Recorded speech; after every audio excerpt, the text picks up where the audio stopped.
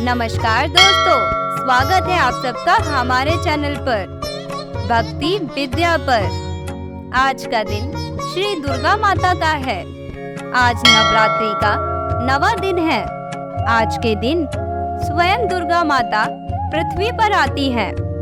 तो चलिए आज की कथा शुरू करते हैं। कथा को शुरू करने से पहले आप सबसे एक आग्रह है, अगर आप चैनल पर पहली बार आए हैं तो हमारे चैनल को सब्सक्राइब करना ना भूलें तथा कमेंट में जय माता दी लिखना ना भूलें। श्री दुर्गा नवरात्रि व्रत कथा 9 दिन जरूर करें इस कथा का पाठ, सभी 9 देवियों की मिलेगी कृपा।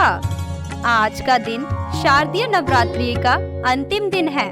श्री दुर्गा नवरात्रि व्रत कथा करने से आपको सभी 9 देवियों की कृपा प्राप्त होगी। तो चलिए कथा को शुरू करते हैं। बृहस्पति जी बोले, हे ब्रह्मा जी, आप अत्यंत बुद्धिमान, सर्वशास्त्र और चारों वेदों को जानने वाले में श्रेष्ठ हो। हे प्रभु, कृपया कर मेरा वचन सुनो। चैत, अश्विन, माघ और आषाढ़ मास के शुक्ल पक्ष में नवरात्र का व्रत और उत्सव क्यों किया जाता है? हे भगवान, इस व्रत का फल क्या है? किस प्रकार उचित है और इससे इस व्रत को किसने किया? तो विस्तार से बताइए।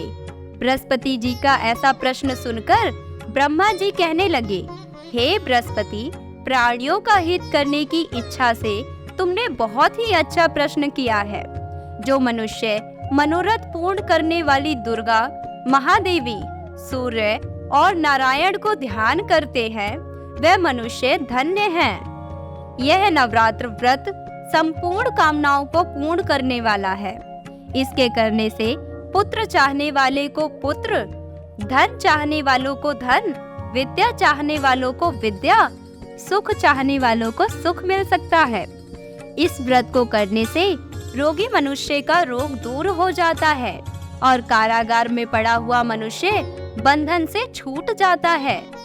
मनुष्य की तमाम विपत्तियां दूर हो जाती हैं और उसके घर में संपूर्ण संपत्तियां आकर उपस्थित हो जाती हैं। इस व्रत के करने से पुत्र हो जाता है। समस्त पापों को दूर करने वाले इस व्रत के करने से ऐसा कौन सा मनोरथ है जो सिद्ध नहीं हो सकता है? यदि व्रत करने वाला मनुष्य सारे दिन का उपवास ना कर सके तो एक समय भोजन करे और उस दिन बांधवों सहित नवरात्रि व्रत की कथा श्रवण करे। हे बृहस्पति, जिसने पहले इस महाव्रत को किया है उसका पवित्र इतिहास मैं तुम्हें सुनाता हूँ। तुम सावधान होकर सुनो। इस प्रकार ब्रह्मा जी के वचन सुनकर बृहस्पति जी, हे ब्राह्मण, मनुष्य को कल्याण करने वाले इस व्रत के इतिहास को मेरे लिए कहा। मैं सावधान होकर ओम सुन रहा हूँ। आपकी शरण आए हुए मुझ पर कृपा करो। पीठत नाम के मनोहर नगर में एक अनाथ नाम का ब्राह्मण रहता था। वह भगवती दुर्गा का भक्त था। उसके संपूर्ण सद्गुणों से युक्त मानो ब्रह्मा जी की सबसे पहली रचना हो ऐसी यथार्थ नाम वाली सुमति नाम की एक अत्यंत सुंदर कन्या पैदा हुई। वह कन्या सुमति बालकपन में अपनी सहेलियों के साथ क्रीड़ा करती हुई इस प्रकार बढ़ने लगी जैसे शुक्ल पक्ष में चंद्रमा की कला बढ़ती है। उसका पिता प्रतिदिन दुर्गा जी की पूजा और ओम किया करता था। उस समय वह भी नियम से वहां उपस्थित होती थी। एक दिन वह सुमति अपनी सखियों के साथ खेलने लग गई और भगवती के पूजन में उपस्थित नहीं हुई। उसके पिता को पुत्री की ऐसी असावधानी देखकर क्रोध आया और पुत्री से कहने लगा कि हे दुष्ट पुत्री, आज प्रभात से तुमने भगवती का पूजन नहीं किया। इस कारण मैं किसी कुष्ठी और जय माता दी दरिद्र मनुष्य के साथ तेरा विवाह करूंगा। इस प्रकार कुपित पिता के वचन सुनकर सुमति को बड़ा दुख हुआ और पिता से कहने लगी कि हे पिताजी, मैं आपकी कन्या हूँ। मैं आपके साथ सब तरह से अधीन हूँ। जैसी आपकी इच्छा हो मेरा विवाह कर सकते हो। होगा वही मेरे भाग्य में जो लिखा होगा। मेरा तो इस पर पूर्ण विश्वास है। मनुष्य न जाने कितने मनोरथों को चिंतित करता है, पर होता वही है जो भाग्य में विधाता ने लिखा हो। जो जैसा करता है उसको फल भी उसी कर्म के अनुसार मिलता है, क्योंकि कर्म करना मनुष्य के अधीन है, पर फल देव के अधीन है। जैसे अग्नि में पड़े हुए तृणदी उसको अधिक प्रदीप्त कर देते हैं, उसी तरह अपनी कन्या के ऐसे निर्भयता से कहे गए हुए वचन को सुनकर उस ब्राह्मण को अधिक क्रोध आया। तब उसने अपनी कन्या का एक कुष्ठी के साथ विवाह कर दिया और अत्यंत क्रुद्ध होकर पुत्री से कहने लगा कि जाओ जाओ जाओ जाओ, अपने कर्म का फल भोगो। देखे केवल भाग्य भरोसे पर रहकर क्या करती है। इस प्रकार से कहे हुए पिता के कटु वचनों को सुनकर सुमिति अपने मन में विचार करने लगी कि अहो, मेरा बड़ा दुर्भाग्य है जिससे मुझे ऐसा पति मिला। इस तरह अपने दुख का विचार करती हुई वह सुमिति अपने पति के साथ वन चली गई और भयानक वन में कुशायुक्त उस स्थान पर उन्होंने वह रात बड़े कष्ट से व्यतीत की।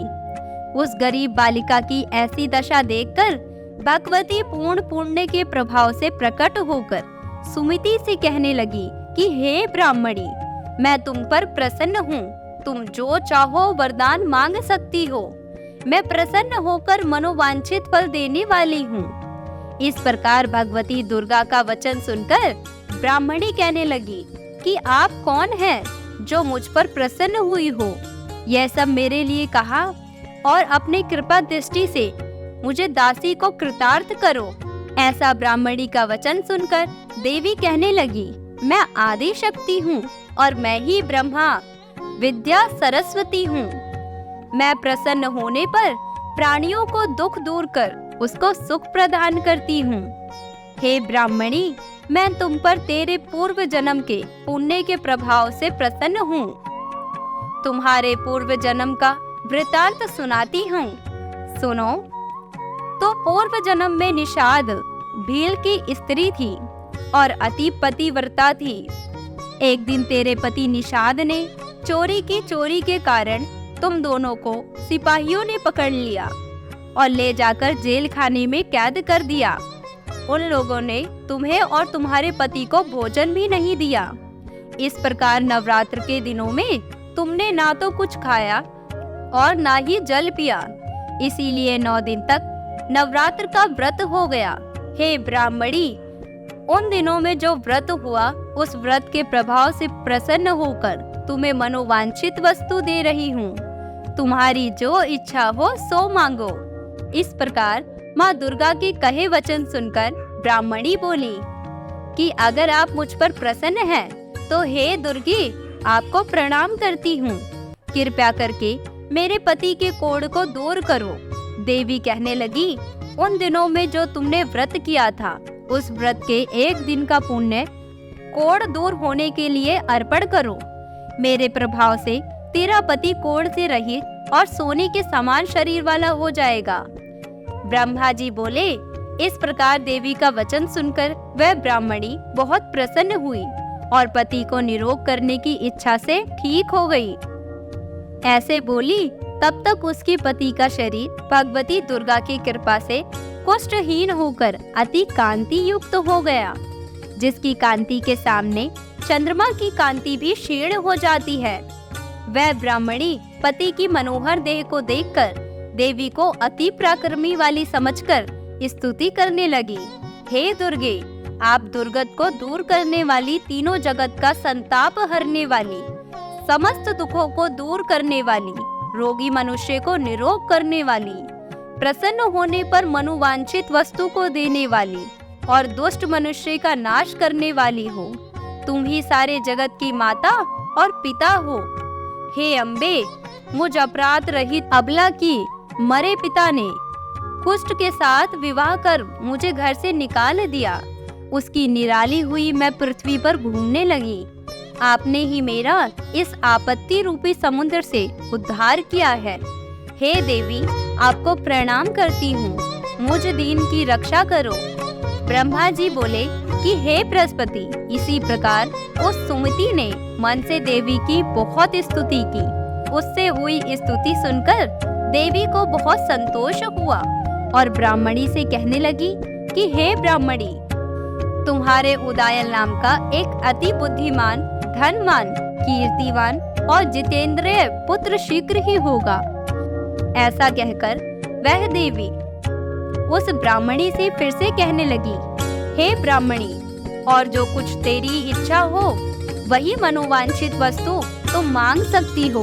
ऐसा भगवती दुर्गा का वचन सुनकर सुमति बोली, हे भगवती दुर्गे, अगर आप मेरे पर प्रसन्न हैं तो कृपया कर मुझे नवरात्रि विधि बताएं। हे दयावती, जिस विधि से नवरात्र व्रत करने से आप प्रसन्न होती हैं, उस विधि और उसके फल को मेरे लिए विस्तार से वर्णन करें। इस प्रकार ब्राह्मणी के वचन सुनकर दुर्गा कहने लगी, हे ब्राह्मणी, मैं तुम्हारे लिए संपूर्ण पापों को दूर करने वाली नवरात्र विधि को बतलाती हूँ, जिसको सुनने से तमाम पापों से छूटकर मोक्ष की प्राप्ति हो जाती है। अश्विन मास के शुक्ल पक्ष की प्रतिपदा से लेकर 9 दिन तक विधि पूर्वक व्रत करें। यदि दिन भर व्रत ना कर सके तो एक समय का भोजन ना करें। पढ़े लिखे ब्राह्मणों से पूछकर घट स्थापित करें और वाटिका बनाकर उसको प्रतिदिन जल से सींचे। महाकाली, महालक्ष्मी, महासरस्वती की मूर्तियां स्थापित करें। उनकी नित्य विधि सहित पूजा करें और पुष्पों से विधि पूर्वक अर्घ्य दे। बिजोरा के फूल से अर्घ्य देने के रूप की प्राप्ति होती है। जयफल की कीर्ति दाग से कार्य की सिद्धि होती है। आंवले से सूप और केले के भूषण की प्राप्ति होती है। इस प्रकार फलों से अर्घ्य देकर यथाविधि हवन करें। खांड, घी, गेहूं, शहद, जौ, तिल, बिंब, नारियल, दाख और कदम्ब, इनसे हवन करें। गेहूं होम करने से लक्ष्मी की प्राप्ति होती है। खीर व चंपा के फूलों से धन और पत्नों से तेज और सुख की प्राप्ति होती है। आंवले की कीर्ति और केले से पुत्र हो। कमल से राज सम्मान और दुखों से सुख संपत्ति की प्राप्ति होती है। व्रत करने वाला मनुष्य इस विधान से होम कर आचार्य को अत्यंत नम्रता के साथ प्रणाम करे। यज्ञ की सिद्धि के लिए उसे दक्षिणा दे। इस महाव्रत को पहले बताई हुई विधि के अनुसार जो करता है उसके सब मनोरथ सिद्धि हो जाते हैं। इसमें तनिक भी संशय नहीं है। इन 9 देवी में से जो कुछ दान आदि दिया जाता है उसका करोड़ों गुना फल मिलता है। इस नवरात्रि के व्रत करने से ही अश्वमेध यज्ञ का फल प्राप्त होता है। हे ब्राह्मणी, इस संपूर्ण कामनाओं को पूर्ण करने वाले उत्तम व्रत को तीर्थ मंदिर अथवा घर में ही विधि के अनुसार करें। ब्रह्मा जी बोले, हे बृहस्पति, इस प्रकार ब्राह्मणी को व्रत की विधि और फल बताकर देवी अंतर ध्यान हो गई और मनुष्य या स्त्री इस व्रत की भक्ति पूर्वक करते हैं, वह इस लोक में सुख पाकर अंत में दुर्लभ मोक्ष को प्राप्त होता है। हे बृहस्पति, ये दुर्लभ व्रत महात्म्य मैंने तुम्हारे लिए बतलाया है। ऐसा ब्रह्मा जी के वचन सुनकर बृहस्पति जी आनंद के कारण रोमांचित हो गए और ब्रह्मा जी से कहने लगे, हे ब्रह्मा जी, आपने मुझ पर अति कृपा की जो अमृत के समान इस नवरात्रि व्रत का महात्म्य सुनाया। हे प्रभु, आपके बिना और कौन सा महात्म्य को सुना सकता है। ऐसे बृहस्पति जी के वचन सुनकर ब्रह्मा जी बोले, हे बृहस्पति, तुमने सब प्राणियों का हित करने वाले इस अलौकिक व्रत को पूछा है, इसीलिए तुम धन्य हो। यह भगवती शक्ति संपूर्ण लोकों का पालन करने वाली है। इस महादेवी के प्रभाव को कौन जान सकता है। जय माता दी। दोस्तों, अगर आपको हमारी ये कहानी पसंद आई तो हमें कमेंट करके जरूर बताएं। अगर आप चैनल पर पहली बार आए हैं तो हमारे चैनल को सब्सक्राइब करना ना भूलें और कमेंट में लिखें जय माता दी।